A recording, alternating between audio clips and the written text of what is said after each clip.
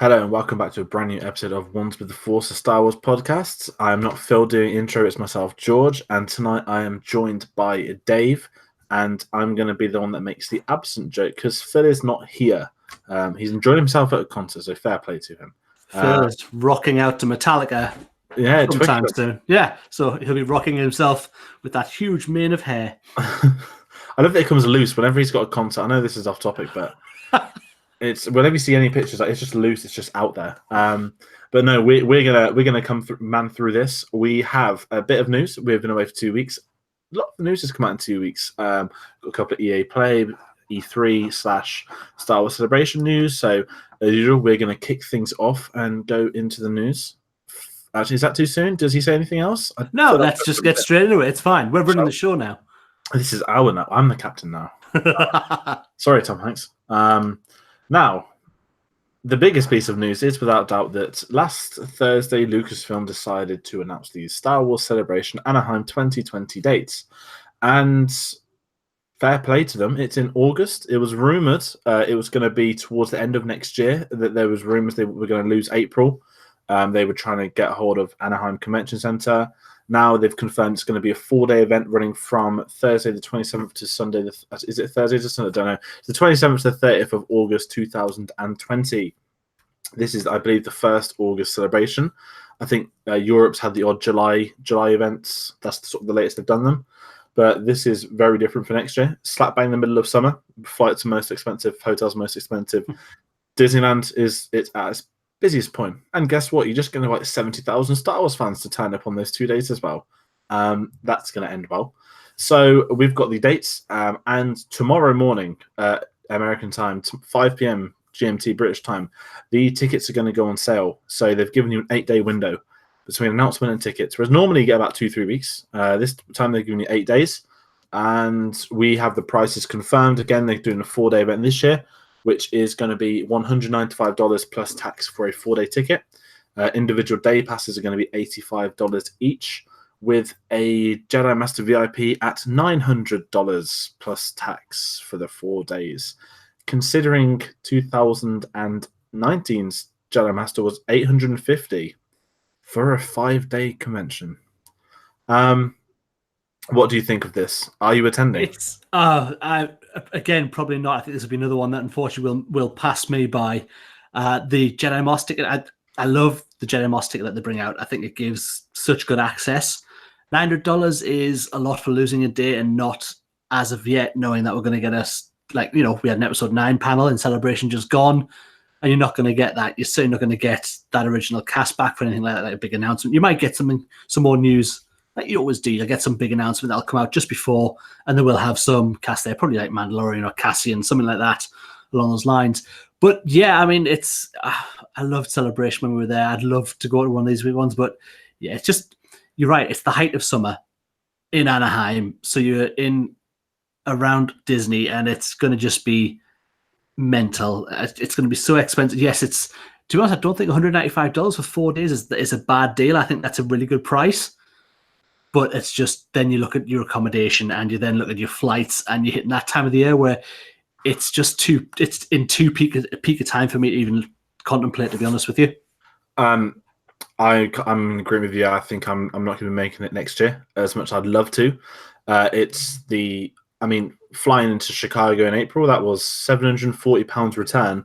Anaheim's like an additional 3 hours on top of that. And it's in August, the last week of August, which is famously the most expensive week to travel because everyone's coming home to start the new school years. Again, as well, being over here in England, no one can book flights and hotels until a year before. So you can have your ticket tomorrow, but you might not be able to know if you can make it until September. So unfortunately, I won't be making it next year, which is a big shame. But it also means I can start saving up for what potentially follows. Because I have a couple of theories which I'm going to spring on you now. With it being in August 2020, to me that means there's no celebration in 2021 because it's going to be, unless it's August again, maybe in Europe, 1 year slap bang gap. When you had Anaheim 2015, that was April, then July 17 London, but back to America in April in 2017. That was a little bit easier to manage that, but I think 2 celebrations within a year's gap, I think, is going to be a little bit too much for them. I also believe that this is the same weekend as the same weekend as D23, but the every other year. So D23 is every other year, and I have this suspicion that they might start putting celebration every other year with that. I mean, I could be wrong. This is pure speculation. This is more conversation point of anything, but I think there's going to be some changes with celebration. They've confirmed already a lot of things. They're keeping the fast lane tickets. They're keeping all of the panels, the lottery system, everything. They've announced all of this last week. This is all staying for next year, which we all believed it would be. Yeah. But I think that time of year in a place as hot as Anaheim, without money for a start, you want to tie in with Galaxy Edge. Great. Personally, it's just too expensive. I think it'll be a lot harder getting the international people in now from England for next year. There'll still be a lot of people going, fair play, but I think it's going to make it a lot harder for people to go than previously, especially trying to get accommodation at that time of year, let alone on a convention week. And you think that a lot of people are going to go there, and obviously Galaxy's Edge is going to be a major draw to the people who are going as well. But then to think, as we actually discussed before we came on, that you've got the regular people in August who are going to Disney to then invite 70,000, however many Star Wars fans to then join those masses. It's going to be absolute chaos around there. You just can't see, especially now they're taking off, and I'm probably in beta, that they're taking off the restrictions on there as well. So it's going to be interesting. I think it's going to be a lot of people in that place at that time of year. And yeah, you're right. I'll be here. I can't wait to watch whatever comes out of Celebration again. I really enjoy spending time watching it over the weekends when it's on. But yeah, just going to be, unfortunately, a cost too far for me. Again, I think I'll look at 2021 as well. Likewise. And then we've got a little bit more Celebration news. For some random reason, they've decided to announce the attendance of 2019, which was confirmed at a grand total of 65,000 Star Wars fans, which is the 3rd highest in Celebration history.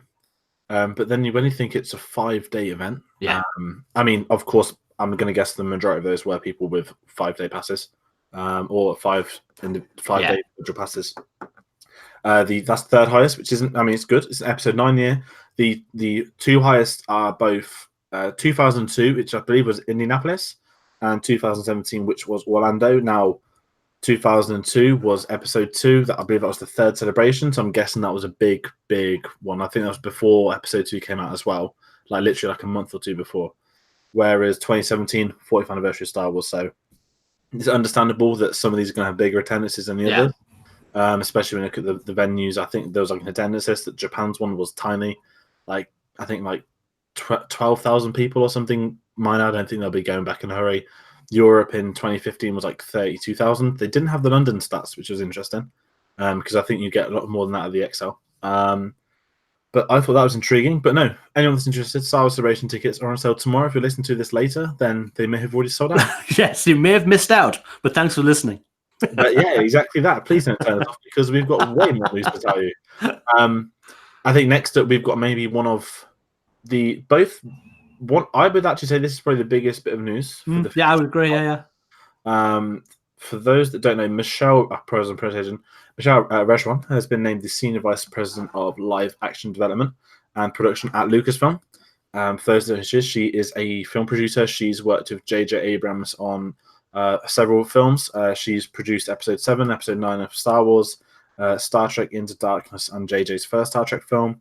And she's also worked on Super 8, and I believe there's another film. But essentially, all of these are Bad Robot production films. If anyone's paid attention to news, you'll see this week that Warner Brothers have announced they're going to be buying Bad Robot for $500 million. Obviously, like JJ staying there and stuff, it's more the fact that they have someone backing them 24/7 as a production company, more so than we're now just flirting with whoever can give us a distribution deal. But losing one of their main producers to Lucasfilm is very interesting, especially with the role she has. She's the Vice President of Live Action Development. Clearly means that they have a lot of live action plans in place for the future. She's worked on 2 Star Wars films, maybe 2 of the biggest Star Wars films since Disney took over as well. And it's interesting dynamic because, this is going to cover stuff for Disney Plus. any films. Are they going to do spin-offs? We don't know, but clearly, Kathleen Kennedy is what's the word? Exploring the avenues of what happens if we've got this person doing this, because obviously Kathleen Kennedy's overseeing everything in Lucasfilm. We've got Filoni, head of animation. We've got story group. We've got people everywhere in their own positions. Whereas live action, to me, has always kind of been whoever gets brought onto a project just reports, brings in their producers and just reports to Kathleen Kennedy, which it's fine. But if you want that franchise continuity, look at Marvel Studios. I'm not comparing a Kevin Feige to being vice president for development, but having someone that's always there for the live action, knowing where everything's going, I feel that could help them. But it also means if there's any tough calls to make, i.e. a Phil Lord and Chris Miller, a Colin Trevorrow, there's someone that might have a bigger presence than Kathleen Kennedy to be involved before it gets escalated herself. Yeah. I think this is very interesting. I think it's really, I was about to literally say the same word, really interesting that they've brought a producer who obviously came with JJ for episode 7, did episode 9 as well, and that she's been then picked out by Kathleen Kennedy. And I think it's more interesting the fact that she's actually agreed to stay with Lucasfilm when you're right, this massive deal for Bad Robots just happened. And I'm sure she would have been high on the list of employees they would have wanted to stay with Bad Robot in this transitional period to now working with Warner Brothers. And the fact she's jumped ship to stay with Disney and Kathleen Kennedy, and mostly she's staying with Star Wars, I think it's going to be a really, really good opportunity for her. I think she could really do what Filoni's doing for the animation department, like the way he works that and knows everything about it. She'll be really good for passing down each of the movies, so you're going to have that presence all the way through them. Yeah, and I think that's what they need. I think now we're entering the biggest unknown period of Star Wars history. We had the originals. You knew that if they were going to come back, they'd do 1, 2, 3. They did 1, 2, 3. Disney bought them, says Trevor, we're doing 7, 8, 9. Maybe some spin-offs. We've always known what was coming next. Yeah. Whereas now 9 is done, Skywalker Saga's over. Okay, we've got Disney Plus, we've got The Mandalorian, we've got the Dan and Dave trilogy, we've got the Rian Johnson trilogy. But do we have, we know they're in development, but do they have someone organized? Of course they've got people on. I'm not trying to sound like idiots, not one of those people. But I think having this role created specifically for live action makes it a lot easier for them to produce projects, get projects greenlit. Any ideas forthcoming, I think it makes so much sense. Oh, absolutely. It probably makes it easier for Kathleen Kennedy to greenlight them as well, because she'll have constant updates from her staff that are working on that too. She's building a really good team beneath her. She oversees everything. She sits at the top of the pyramid, but she's building such a good surround of the good people she's got working in the different departments, like you say, the story group and Filoni, and now we've got Michelle joining as well. I think it's just she's building where she doesn't have to be probably as involved as she's had to be previously.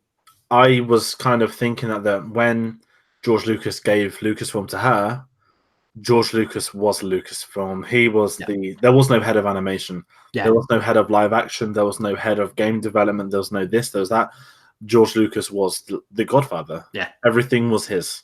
He criticized the expanded universe. They're just a bunch of guys that wrote that book. If I'm saying this happened, this happened. This happened. I love that. I love that, and because it was George's franchise, and similar as a comparison to me is F1, is when Bernie Ecclestone, who was like basically the George Lucas, not as good as George Lucas, but basically the guy that was head of this for 30 odd years, when his time to go, his role was he's done there's so much there. This kind of does need to be split up into subcategories within that. Yeah, and I feel that's what Kathleen Kennedy's doing. That she's sort of branching off her role, which is she still remains as the president. She can do all of her duties, but I think it gives a lot more freedom for those underneath her and to her also to concentrate on the business side of things. Oh yeah, absolutely. Just how many presidents of big film companies, actively go out and arrange the next 10 years? I mean, Kevin Feige, he's only the producer on all the films. Granted, he's the god of Marvel. Yeah. He's not the CEO of Marvel Studios. Yeah. He is the guy, though. So, he's the overseer of everything that goes on. He's got this through thread on everything. So whatever's going on there, they know what it is. Exactly, and I think it's great, and I'm looking forward to it. And what follows on with that, we've got another little glimpse of news, not as big, but a concept artist who has worked on all the Game of Thrones series called Kieran Belshaw stupidly put on Instagram that he is working on the Cassian Andor TV series. The Instagram post has now been deleted. My question is, do you think he's still working on the Cassian now? It depends how secretive that was supposed to be, and whether he had the job for a long time. It was something new to be. I mean, it must be hard when you get given a job in Star Wars, and like, here's your new thing. You're working on Star Wars concept art. You're behind the scenes. Of course, you're going to get excited. You're going to want to post something out. By the sounds of it, it looks like he wasn't supposed to. I mean, he's probably NDA'd up to the high hilt. Whether he still works there, I guess time will tell. I didn't see this at all. I think it's really funny that he's put something out and literally had to delete it immediately. I think it's funny. I think with concept art as well, what the Disney era has showed us was that, there's stuff that was drawn in 2013 for The Force Awakens. Some of that ended up in Rogue One. Yeah. Some of that might be in Episode 9 of the Death Star. Concept art is like a data. It's anything that's done that goes in the vaults, because 30 years time there might be a filmmaker that goes, that is stunning. Let me build that. And they're even more valuable than scripts. I think so. Like, you see some of the maquettes and things when you watch back, certainly the beginning, the Episode 1 making of, and you look at some of those maquettes that they were going through, all the things they made, like, yeah, we'll have that, and these can all just wait to the side and we'll make other creatures out of them, or they've got this archive of stuff they've never used that we will see dribs and drabs and all the different projects that we're getting, and I think it's a really important role. Exactly, I love it, and they're great to look at when these films come out. I'm very intrigued if they do like the Mandalorian, like the DK, if they do an art book or anything like that. After it finishes, I love seeing stuff like that. It takes it to a new direction. Next up, we've got a bit of D23 news because D23, Disney's biennial event, comes back this year, and it's going to be in August. They have basically now announced a mini schedule. So there's going to be one sort of headline panel each day. Friday is going to be the Disney Plus panel, which they've confirmed that there'll be an upcoming look at the Mandalorian. Yeah. Obviously, other Disney properties like Marvel, Lady and the Tramp, other things. Do you think we're going to get the trailer? Officially get the trailer, sorry? Yeah. I really hope we do. I think D23 is a perfect time. This is Disney's own like a celebration for everything Disney. And I think it would be only right for us to get something from there. What that is, I would love it to be a full-on trailer. Whether they'll give it to us there, I don't know. It seems the perfect time when you're going to start running into. So when's that? Is it end of August? So it'll be just you're not 6 weeks before Force. Yeah, you're round the corner, so you're not far away from the film when your TV spots and stuff will start. And just after that, August, the end of that month, you've got Force Friday the Triple Force Friday coming out. So it makes perfect sense to have a bit more out there. And I think a trailer would be probably the thing people would expect most. Definitely. I'm intrigued. And then on the Saturday, we're going to get the live action Disney film panel. So they put R2-D2 on all the banners. I'm guessing there's going to be some form of Star Wars there. Yeah. I don't think we'll get a trailer. I think they're going to go through with the usual Last Jedi Force Awakens route where we've had our April teaser. We're going to get the trailer in October with the tickets go on sale. I think maybe people there might get like 30 seconds, might get a clip, might get a poster, a freebie, but I don't think there'd be an awful lot of that. I've got a feeling that if Marvel do skip San Diego Comic-Con, that Saturday panel is going to be Marvel through and through, announcing the next 10 years. Here's what we're doing, and it's going to go on forever. It's never going to end. Even one extended cut with a deleted scene and bloopers, it's still going to come out of the cinema, mate. No James Cameron said, like, don't catch Avatar, please. I'm the one man that doesn't want it to catch it. Oh, it really is. And they're re-releasing the film as well with an extra cutscene at the end, isn't it? That's all it is. It's just going in the credits. Yeah. It's amazing. It's still at the cinemas anyway without that. I bet England aren't going to get that bonus. Oh, well, we will on the Blu-ray, probably. It's like, I'd rather watch that again than Spider-Man, though, let's be honest. Like, wouldn't it be great? You've all paid to watch Spider-Man Homecoming, but it's actually just Avengers again, and that opening weekend is just like 200 million. That'd be brilliant. Everyone just sits down, Avengers starts. That's one way to do it. people wouldn't move. They'd be like, you know what? I'll stay. It's fine. Yeah, we'll stay this. Spider-Man is in this at some point, like a minute. But no, and then we've got some Galaxy's Edge news because it's obviously open now. Things have kind of calmed down. I'm still seeing some beautiful social media posts. I'm loving everything I'm seeing. We've got a little bit of news. So the Orlando Galaxy's Edge, which is going to open at the end of August, Disney have announced that their annual members, platinum members, basically their rich members, are going to be able to go to the opening of the park in August before it opens, which I'm guessing is basically going to be the equivalent of what all the media had for Anaheim. Yeah. Probably just invite them in about a week before, steady the showings, or steady them out across a couple of days. So that's going to be quite cool. So that's going to be first come, first served.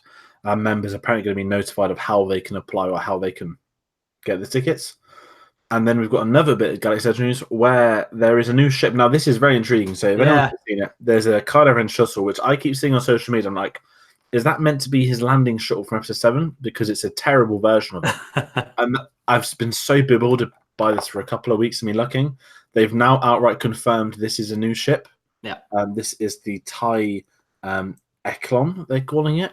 And this was actually designed by Colin Trevorrow for his original Episode 9 script / I'm guessing concept as well. Yeah. I love how you said, when you said the TIE Eklon, Phil, and give you the pronunciation and exactly what that's actually called. For those watching, if you've got the time, go back to our Rogue One live stream. There was a brilliant moment where the one ship Phil doesn't know is the Krennic Mobile. Now, he asked me to get the DK book open. Goes, can you just go onto the page and just tell me the official? I just pulled the book up and says, "Here we go, Krennic Mobile." And, it was priceless. It was a glorious moment. It was so fun. But no, that was good fun. But no, that's I think the presentation. Do you think that could actually make an appearance in Episode 9 though? I think we might get something. The more and more you see Galaxy's Edge, I think the more we might get a hint of it. Not maybe a visit to the actual area, because I think that's the park's just open. I think it's too close to opening for us to visit it in a movie yet. I think we might maybe get a mention, like Batuu might get a mention or something like that. A character might be maybe from Batuu. And that ship, I think now it's in the park and it's been realized as an actual life-size prop. I think there is a very good chance we might see it at some point. I think Episode 9 might be a bit too soon for all of this. And to be honest, most of Episode 9 will be shot in the can, I would have thought, by now. It's all done and dusted. Yeah. I believe it's just editing. So whether they... I feel that if the ship's going to be in it, it'd be cool. And it was like, oh, we kind of did this in the film. Do you want to put it in your theme park? But I really hope there's no, we went to Batuu. Like in Solo, there's there's one reference. I think it's like, oh yeah, I couldn't get to Black Spire without you. Something like that. I think Nando says. And at the time, I was like, and then like when I watched it a couple of weeks ago, I was kind of like, I kind of like that reference. That's quite neat. They were building, but it's that's in Solo, the spin-off. If 9 was to sit there name dropping it, the film with the year the park opened, that's just a bit like it's just a bit on the nose, and I think it would take people out Episode 9 when it's Episode 9 is going to be this big closing of the Skywalker saga. People are going for that. They're not going to be Batuu's going to take like that name of Batuu drop, a name drop of Batuu.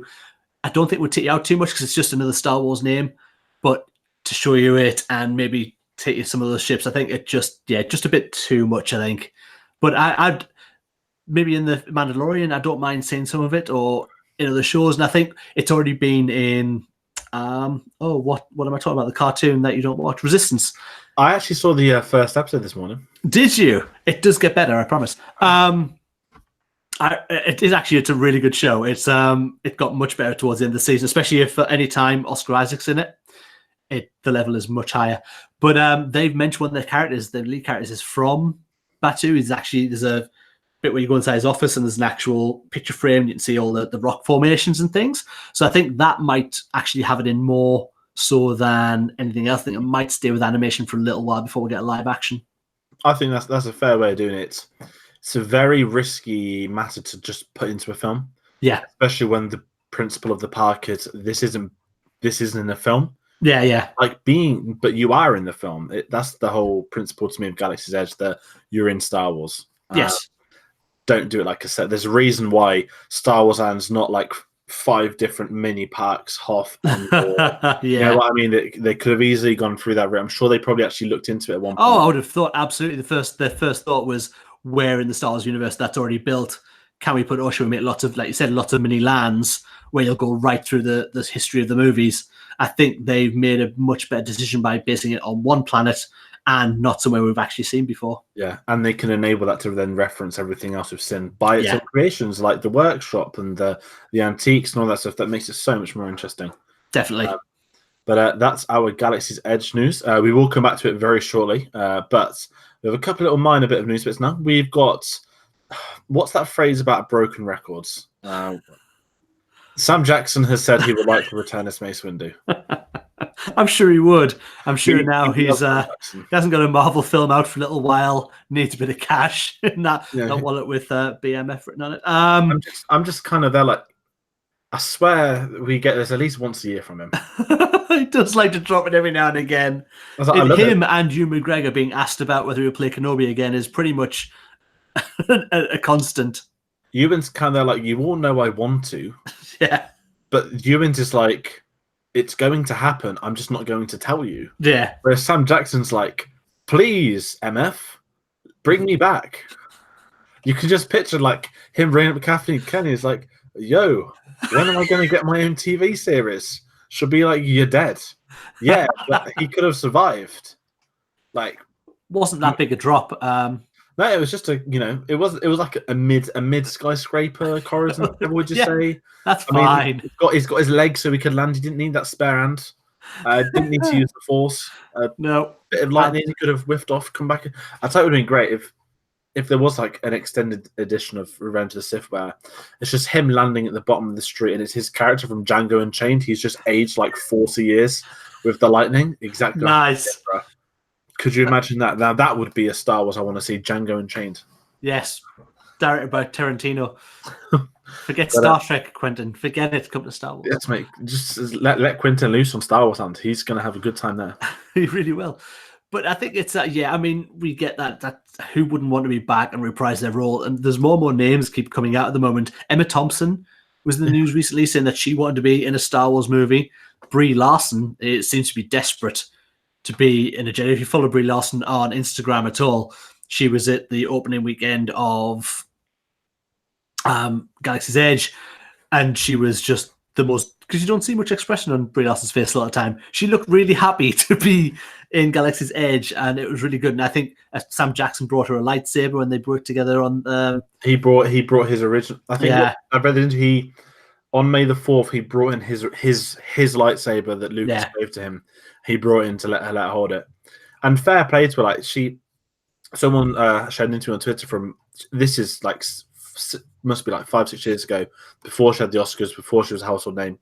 She's doing like a press junket and she's there like, I like doing these films, but I want to be working on superhero films. I want to do Star Wars. I want to do Marvel. I want to do this. She goes, I just want to do everything that I like to watch as a fan. And you can tell that any time Star Wars is referenced around, you can tell she really like gets. Yeah. So I think right now it'd be hard because of how big Captain Marvel is. Marvel, yeah, absolutely. But maybe in a couple of years, I could easily see her like, oh yeah, here's a little quick cameo for something. Yeah. But it probably wouldn't be able to be her face. I think that's the one thing I've noticed, that someone may prove me wrong, but there are very, very few Marvel and Star Wars crossover characters, current MCU and current Disney Star Wars. You get a lot of Game of Thrones going over there, and people like Game of Thrones. You get a lot of Game of Thrones, but I've yet to see any certainly lead Marvels. I'm just trying. My head's trying to think. Now. There's been like 500 people in these Marvel films. Taika Waititi, like that's the biggest one. He's directing Mandalorian. Yeah, I can't think of anybody major who's going to cross between the two universes. And I think it's only right because I think, again, somebody that big and that noticeable takes you out of the film, just even if it's for a few seconds. John Boyega was meant to be in Black Panther, he said. He was going to be playing the role, I forgot the name. The guy from Get Out, the one he played in Black Panther. Yes. That was John Boyega's role. And when the schedules came out, John Boyega had to film Last Jedi for obvious reasons. Yeah. So he couldn't do it and got the role given to his Wow. who he knew anyway. Yeah. Because I think they went to the same like theater or something. But I couldn't picture seeing. I mean, you got Krennic, but he's a green Skrull alien. Yeah. And he's it's something you don't see a lot of, and I think that's why I always thought I love to see Captain America in Star Wars, but you can't because he'd be Captain America. It doesn't matter what role he's playing. Yeah. It's like Krennic's in Captain Marvel. It's not Ben Mendelsohn. It's Krennic. Yeah, it really is. And he's an alien. Whenever he talks, it's like, yeah, that's just Krennic. Yeah. They just let him have his Australian accent for him. But no, I think that'd be. I'd love to see her in it, but I think certainly I can imagine if anyone was going to make that jump, it'd have to be post their phase ending or something like that. But no, Sam Jackson, no mate, it's not. I want it to happen. It won't. Maybe he can be in that fan film that guy always keeps trying to sell. Just drop him in The Mandalorian or something. Just let him appear somewhere, just in the background, just like wandering through. Just like a picture of like Mace Windu, like at the very end of the Mandalorian series, takes off his helmet. Sam Jackson. Pedro Pascal's like, what? All the way through. Like, yeah, Prowse with Vader. Like, what? Hang on, that's not my voice. If they do take his helmet off, could you imagine if it wasn't Pedro Pascal? I'd be amazed. Just the very last episode, last scene, off it comes. Mara Morrison. Yeah. Ah, yes, it would have to be. That would be amazing. But and he just winks at the camera. Credits. That's the Mandalorian done and dusted. Or like Carl Weathers at the end of it, like he's going to go into his study, he's going to play open a drawer. There's just some like American like boxing shorts there, and he's like just like pushes them away. Finishes with him and the Mandalorian swinging a punch, and it turns at the painting. What about if Mandalorian takes the helmet? If it's actually Sylvester Stallone, it's like Judge Dredd all over again. Now that would be a plot twist. Yes, it would. George and I are just writing Star Wars movies. Yeah, we still want to get in touch. We are doing an excellent job. You know what? If Lucasfilm don't buy these scripts, then they're a terrible company, and I deserve it. I'm entitled. Absolutely. Like you know, I've been doing this for 5 years. I'll never forget. Anyway, moving on. The Topps blind bags are coming back. Now, I don't actually remember these. These must have been from a couple of years ago. But essentially, if you go to a shop, you spend $100, and you'll get a random Topps signed 10x8. Now, the marketing has pictures of Harrison Ford, Daisy Ridley, Adam Driver, all the really good names. Read the asterisk.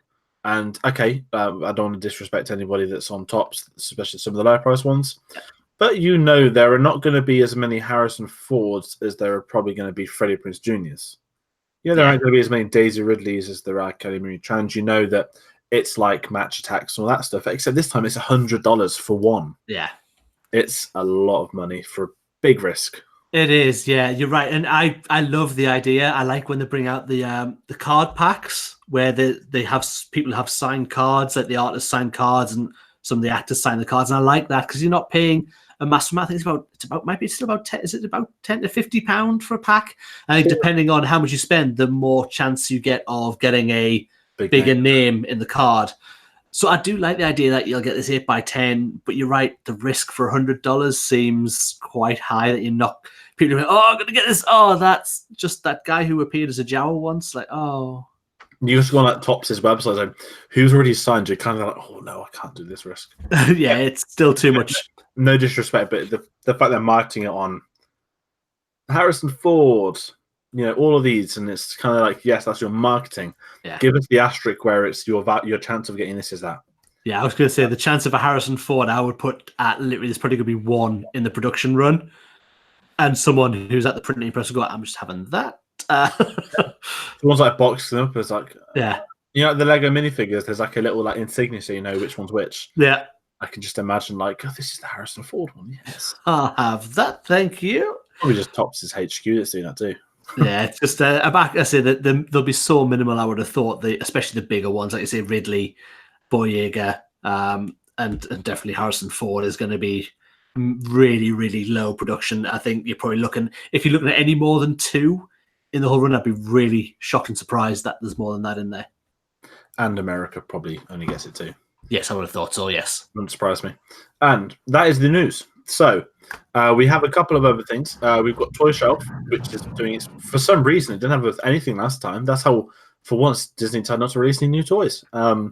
It seems like they're waiting for this Force Friday triple and then release of everything. Bosh and everything's coming out in this big explosion of toys. But yeah, they're in it. There's so little. I mean, yes, the stuff that's at Galaxy's Edge, which is kind of exclusive to the park, which is what you're about to announce. Yeah, so the Funko Pop of DJ Rex, which was announced at Celebration, they said it was going to. I thought this was a Galaxy's Edge exclusive, but turns out this is now just a Disneyland exclusive. Yeah. So it's not actually even like on sale in Galaxy's Edge. You've just got to go to the normal. I'm guessing there's a Disney store at every Disneyland, and they're as of today. Today they've all gone on sale, $24.99 per one. And they are eventually going to be made to release on the Disney Store website. So it's actually more accessible than I thought. I think, to be fair to them, had this, I mean, being Disneyland exclusive, they're usually tough to get anyway. Galaxy's Edge would have been even harder for people to be able to try and get that. And with it being a normal pop, just numbered with the exclusive sticker, makes it 10 times harder for people to get. So fair play on this one for making it a little bit easier for the collectors that do need it. It is. I mean, some of these even creep their way into like regular Disney stores as well. You will find some of their exclusives, not with normally the Disney park logo, and they'll just have one of those exclusive stickers on, so you don't get the actual what it was from. But yeah, a lot of these make their way that way through as well. So I think it is good that it's going to be out there for people. Not one that interests me, but for those pop collectors who really want to complete their collections, completers will want to get them. So it's nice that it's going to be not you having to literally go to that park or pay huge eBay prices, which is actually. While we're in Toy Shelf, let's talk about it. I don't know if you've seen eBay at all recently since Galaxy's Edge opened. I only looked at the Sabat card deck out of curiosity, and I saw it at £50, which is about $80, I think. Yeah. I've not actually gone out of my way to search because anything I see, I'm going to be like, oh, I'm going to have to add this to a spreadsheet when I eventually go. The main thing I've seen a lot of people obviously buying the Legacy lightsabers, not the ones that you build themselves, like you put the parts together. Tiny ones. But your characters, your Ahsoka, your Luke, Obi-Wan, and some of those prices are astronomical. I think some of them are quite reasonable as well, like $150, $200 for the actual sabers on the park. You're looking sort of $700, $800, $900 at the minute people are putting them out there for, and it's just that. I mean, again, it is Andy. I get them; they're making a profit on what they've got because some of them probably live on the doorstep and able to go over there a few times, and the cost of the ticket is nothing compared to the price they're making them. But it just for people who aren't going to be able to get there, who really want to get a hold of some of these lightsabers, like especially the legacy ones, I think some of them have not been produced. Like you look at things like Asajj Ventress and Ahsoka's lightsabers, you're not going to get that opportunity to get them unless you're at that park. So people probably do want to add them to collection. I just think it's really harsh on collectors. eBay is a horrible place at times if you're a collector looking for something. When I'm honest, when I got my Luke lightsaber, that was at the time a Disneyland exclusive. Now the seller had bought it in America, had flown it back home with him to Scotland, and had listed it actually at a fairly okay price. Now this is about, I'm going to say about 8 months before I actually saw them on shop sale. Yeah. I didn't even know these are actually going to be able to get put on sale in England. And I ended up paying a similar price to actually what they were costing. Had it been a shipping from America, like when I had a Vader lightsaber, oh dear, that rate's going up, which I do regret doing. But they have become accessible. Even talking about lightsabers, I mean, I saw that the Darth Maul Black Series lightsabers are on sale now. Yeah.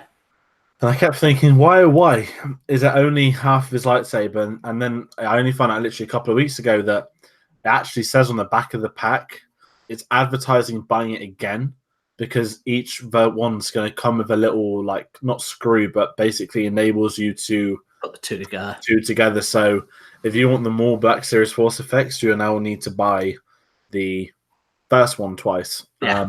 And I'm guessing that the more one's going to be the only one that never goes in the buy one get one free or two. Yeah, well, without doubt, yeah. They're not stupid. If you want to get a full more lightsaber, people are going to buy the two to put them together as one. The prices have. I mean, I've got two, which I don't think I'll be having for much longer. But I feel the lightsabers that as time's gone, I feel that I think you used to have them. The original was it Force FX or I Master? had the Master replicas, Obi-Wan Kenobi with the lightsaber. Yeah, I think when they were out, they were like, well, they were still 10 times better than whatever Hasbro did with what Hasbro did okay. They've made them sort of not affordable because they're affordable anyway, but they've kind of put them more on the mass market, I guess. Yeah. The issue now is that when you actually get one, it's great you own one. What do you do with it? Because I've had mine for 2 years, and like I've not bought wall brackets to put them up. So put up on my wall, they're not going to stay red all day. I'm not going to turn them on. Like I just kind of regret buying them. Yeah, I think with the Force FX ones, because the tube's always attached, I think that's kind of a real appeal of the legacy ones that you can get over in. I said that you're just getting the hilt. You don't have to buy because if you want to buy the actual light bit that goes in the end, you have to pay for that as well separately. It doesn't come with the hilt. So I think that's the major appeal, that you can get these hilts and display them in their boxes, and they look great in display, and you don't have to think, well, I need this to be up on a wall because it's got this massive blade attached. So yeah, it's I think the not the legacy ones, the Force FX ones will take a hit because people are going to want more. I think they'd started doing them as well in the Force FX, where you can actually take the blade out on some of them as well, so you can display them. I think that's going to be a good idea. Otherwise, I think they are going to lose quite a few sales. All the Disneyland ones, well, all the Galaxy Edge ones are all the same now. You're going to be able to take because obviously if you go there, you buy your Jedi outfit, you buy the belt. It comes with a special hip attachment for the lightsabers. Yeah. You know what? Fair play to them, because straight away I was there at Celebration when they announced that. They had Ash X on stage. They're like, oh yeah, these lightsabers you can screw the top off because we understand that you don't want to walk around all day with a giant full-length lightsaber. Yeah. And I was like, common sense has prevailed. Yeah, it really has. But they are beautiful. But yeah, it seems a bit of a shame that it's come to that point where you've got your lightsabers and it's like, oh, I've got them, but yeah, what can you do with them? So I think a lot of people are gonna want the legacy ones rather than. Yeah, and I've had a better draft. I mean, without trying to scare them, the couple of collectibles I have, I'm looking at them now. There's with the desk. I've got, Infinity Gauntlet, Hammer of Mjolnir, Iron Man helmet, Poe helmet, Kylo helmet, Captain America shield. They look stunning on display. Yeah. A lightsaber hilt would look stunning on display. Having the full thing, again, looking at them over there, not really that nice. Yeah. And I would rather, I saw that they're doing Luke's helmet. Don't really like that. I'm guessing they're probably going to do Kylo Ren's new helmet, which they really shouldn't do. I think they look far nicer on display. The things I've been buying, especially, Marvel Legends basically is the Marvel version of Black Series. Yeah. And, they're doing an Ant-Man helmet. They're doing all these cool Marvel things. I'm like, to me, there's a good kick out of that. I like when they do the sort of Black Series exclusives. And I think that's why guys does some really cool things for the antique shop. Yeah. Which is stuff that I'm trying to keep away from seeing. I would love to go. I'd love to see it all. But there's going to be something. I just want to be able to go there and not send everything online. Yeah. Which I'm sure I will eventually. But I think the collector's game has evolved over the last 10, 15 years. What were the biggest collector things back 20 years ago? Probably comics.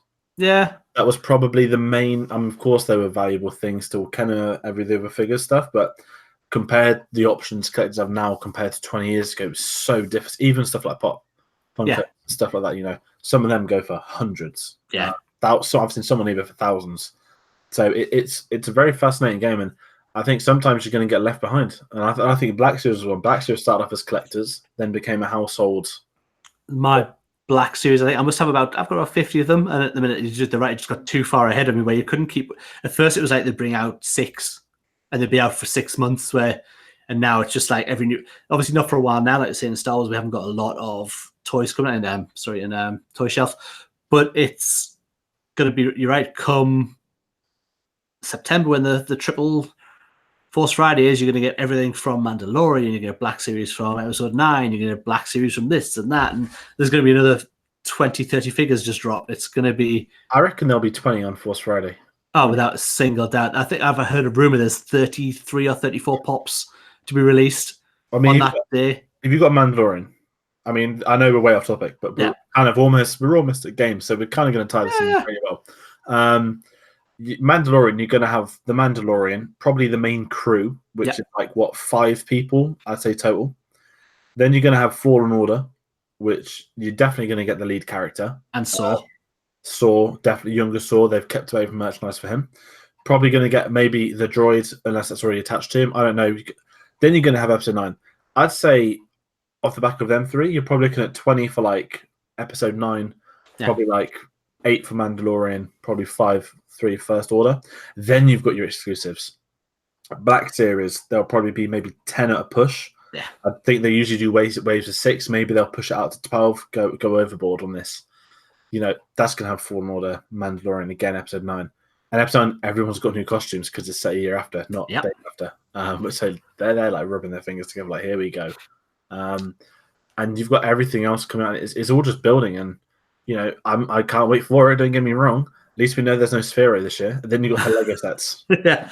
Oh yes, there are new Lego sets coming. Yeah, actually, that was announced that in that's not our stuff, but they did announce it in October. They are releasing a lot of new Lego sets. I think it was about 10, 15 Lego sets. But they obviously will be the spoiler-free sets. They haven't announced what they are or what's going to be in them. Just that there's going to be a slate of new Lego sets coming in October as well. I mean, they've kept it very quiet in regards to the Lego's just done a big wave. I'm like a VIP, so we get emails. They just a load of Harry Potter ones. Yeah. Or their own sets, more Marvel ones. They've just announced a San Diego Comic-Con exclusive for Batman, which is absolutely stunning. Is that the one with the light? It is, yeah. Yeah. Building scene, which I really such a cool concept. And then nothing for Star Wars. We had the anniversary sets. About 2 months ago, I'd say they came out now. Yeah, around about that, yeah. Right. It's all on quiet because you just know in October they're going to probably have almost the entire ending of like Lego's financial year. And will there be a new UCS? Because they did the Tantine IV, but I don't know if that counts as a UCS because there's a lot of pieces, but it's not like it's not. No, it's not. They tend to they're putting these bigger ones now. They put them in the black box. Yeah, and then people think, oh, it's that's what it is. Apparently, the Cloud City set is selling really poorly. I did see one set. I don't know if it was real, but someone put on Twitter that if you bought the Millennium Falcon, the free gift with that was the Cloud City set.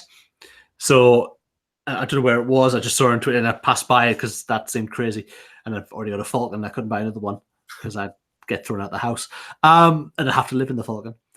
But yeah, it's there's going to be a lot coming out. And obviously we're going to cover in game shortly that we know there's a new Lego Star Wars game coming out. And I'm sure there'll be a lot of there'll be sets released in tying in with that as well. But yeah, so I think that's kind of there's not a lot of toy news out there.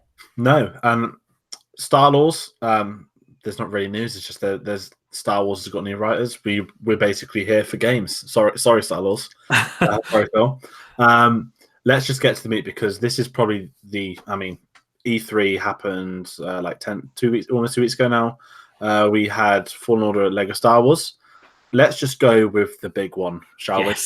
Let's go with the Star Wars game we want to watch, not Fallen Order, which they announced the Lego Star Wars, the Skywalker Saga, is coming out in 2020. Yes. Now, there were rumors. There was Matthew Wood accidentally saying, I voiced Grievous for the new Lego Star Wars game in April, which kind of meant when E3 came, I was like, please be an announcement. Please be an announcement. Getting the confirmation of said announcement was glorious because I just happened to be scrolling when E3 happened. I don't watch it, but loads of people just live tweet it. So it's like someone tweeted a GIF of Lego Star Wars, and it's like hooray! And it wasn't the new. It was like the original, like one of the episode 5 cutscenes of like Lego soldiers celebrating. It's like hey up, and then IGN tweeted the video, and I mean, I used to think the greatest trailer in Star Wars history was the Blu-ray box set in 2011. Yes, this is all over that. Kylo Ren building a Lego Darth Vader. they clearly just wanted everyone to see. Lego Star Wars is back. All eras. You're going to be able to cross over anyone. It's a really nice trailer, to be fair.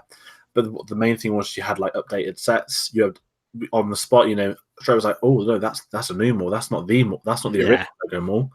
These are the modern Lego minifigure faces." Yeah, everything. It looks. I mean, some of the backgrounds. They released some stills. I believe the TT Games, who are making it, released some stills the day after the trailer had dropped, and they look the detail on them. There's one of Endor, and it looks like photorealistic 4K gaming trees with the Lego figures in front of it, and it just looks phenomenal.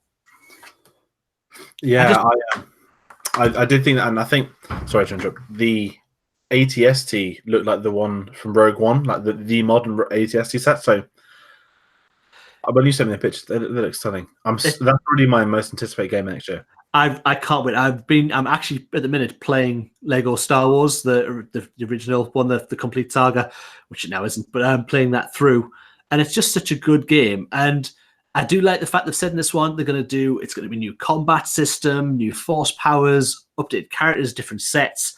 They've also said you'll be able to fly to different planets, so you'll just be able to go off and pick a planet and go there. So how they're going to base it out, I kind of hope we get some of the old levels just redone. I'd like to just, even if it's a bonus feature, to get some of those old levels back, but updated.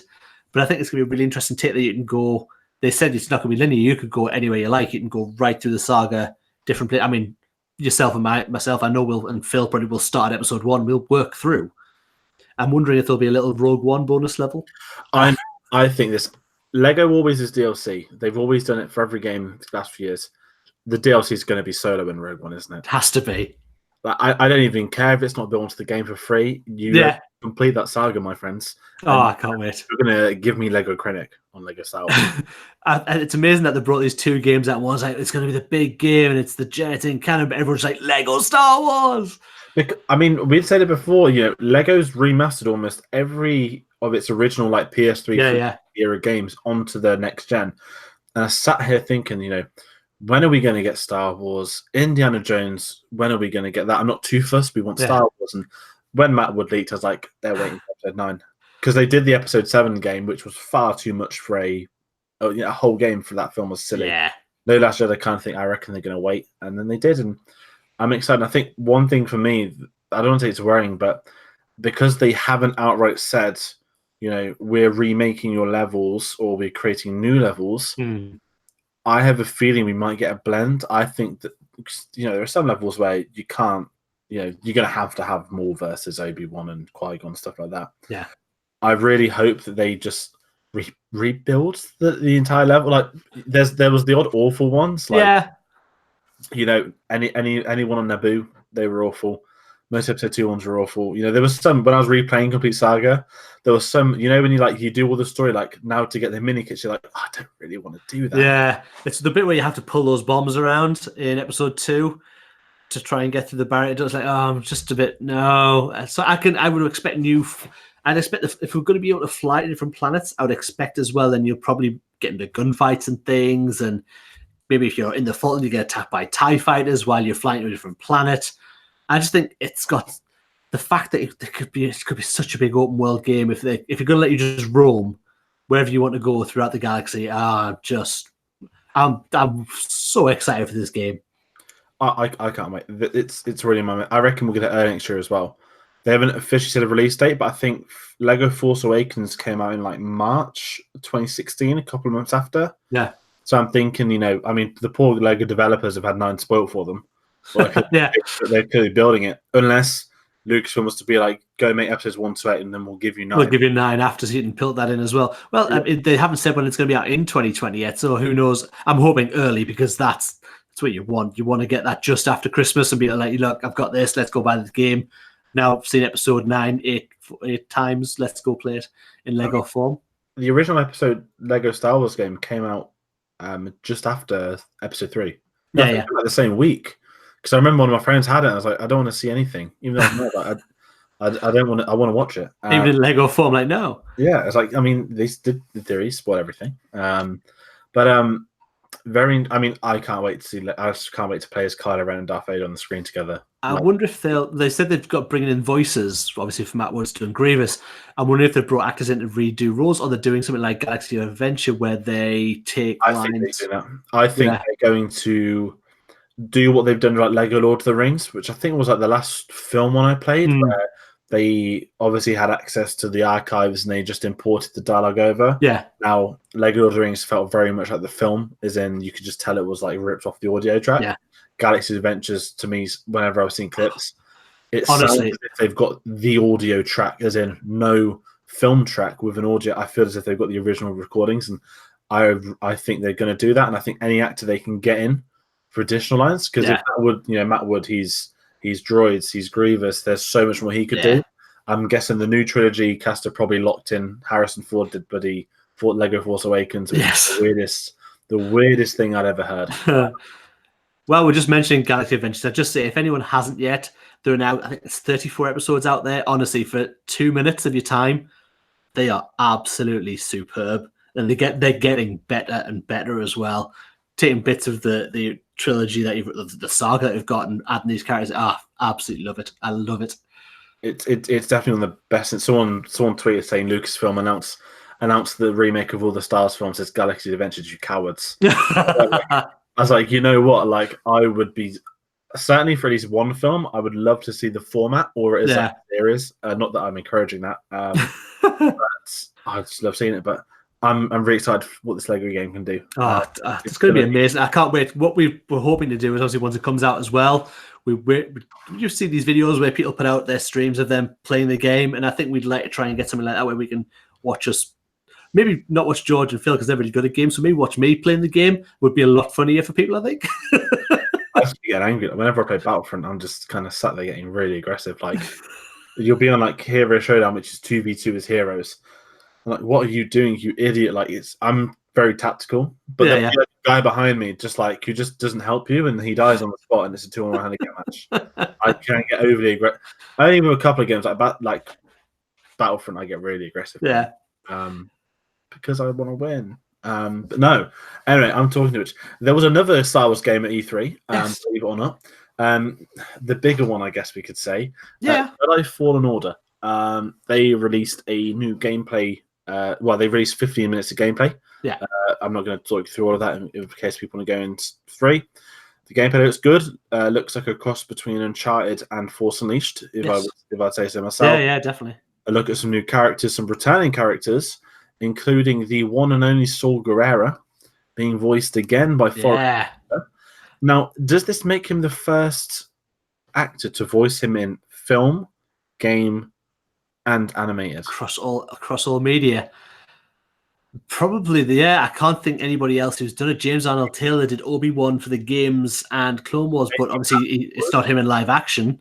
Maybe Matt Wood, but but it's more, like droids and like... Yeah, he's a voiceover, so maybe easier. But certainly to pull Forrest Whitaker for a game. A couple of years ago, if someone had said Forrest Whitaker will play himself in a game, a Star Wars game, you would never have pictured that they'd be able to get that kind of thing. And I think they're doing it more and more with Disney now, where they're trying to get people like getting... I was going to say put Oscar Isaacs to come and do Resistance for 5-10 episodes of that. And I just think it's... I think it's now might be in part of their contract that if you sign to do these movies, if we ask you to pull in for these, I mean, certainly probably not people like Daisy Ridley and Harrison Ford probably aren't in for that, but a lot of people I think will have in their contracts. If we need you to come in and voice 4 lines, you'll come in, yeah. Or when they're doing their normal ADA, they'll be like, "Why are you in a studio? Here's a game." Yeah, just say these lines as well. This is not in the movie. Just say it. It's fine. We're going to find somewhere to put them. I just think it's really good to have him coming in, and the fact it's Forrest Whitaker makes it all the better. The gameplay, I thought, looked, like you say, it very much Force Unleashed was what I thought of when I watched it back. Apparently the game's ready. They've got it, but I don't know if that's people were complaining about the graphics not being as good as they would expect them to be for a next-gen game. And I could see that it did look a little bit Xbox, like PlayStation 3, like not. I think because it was being streamed, it was at a big. People were allowed to play this. It's not really, they don't really do demos anymore, but people have to play this scene. I read a bit of tones. Like there was a bit of drama when the Spider-Man game came out. Right. On the first trailer there was puddles. The second trailer was no puddles. When the game came out, it was one of the best PS4 games there was, so they were all quiet. I think Fallen Order is going to be similar. I think it will look great. They've said that there's going to be no like loading screen menus. If anyone's played the new God of War game, well, not new. If anyone played God of War that came out last year, that was the same. You press continue, and it just like the menu just like faded out, and you were there. Oh, cool. They've said that there's going to be no loading screens. I'm guessing they're going to do something similar, which is Yeah. cool. I'm guessing a lot of the droids are going to probably be the main menus if that's the case. But Yeah. they've also said there's going to be other Star Wars characters. Yeah, I saw that. They've not mentioned anything at all. They're very secret about it. And obviously, we're in an era just after Order 66, or between Episode 3 and A New Hope. So it'd be interesting to see which characters are going to show up in this movie, in this game. That's what I think now I'm more intrigued by seeing who's going to appear more so than the actual story. The main, yeah. Like the game looks fine. Like there's a MacGuffin he's got to look for something that's going to bring the Jedi back. P.S. Spoiler alert, fails. He needs to fail. That's like my only theory. Yeah. Get away with dishing Ezra off in some space tentacle for 30 years. You can't just like, here's a new character. Yeah. Another Jedi that survived. You know, I mean, I don't want to, again, sound like one of those kind of fans, but for me, like the perfect ending for this game would, like Force Unleashed, if Vader turned up right at the end. Yeah, just but, like even if you win, you just have to die, as in the story cutscene, not your ability, not the level. That would be such a beautiful ending if like you just had to die, because that just is the point of it. The one thing I saw, if anyone knows, like Joseph Scrimshaw is one of the sort of the best Star Wars comedians out there. He kind of put, I love that the Emperor has Darth Vader as his right hand man to get his jobs done. And the Darth Vader's got the Inquisitors as his kind of like right-hand people to get the jobs done. And now the Inquisitors have Purge Troopers who are their right-hand people to get the job done. And he's kind of there like, so, you know, it to me, I just started thinking like this is like that scene out of Hot Fuzz where he wants to complain to the manager, they bring the next one. Yeah. Leaving. Like, just imagine like if Vader turned up, because surely like you're going to kill an Inquisitor, surely. Just love Vader to come in. I mean, if they could get James Earl Jones back for a couple of lines of dialogue, it's going to be interesting. Again, it's a game I'm really looking forward to playing as well, especially because you know what I'm like about online games. While I do like playing, I'm the first person to die in these things and jump out and like I'm ready. Someone shot me in the back of the head. I wasn't waiting for.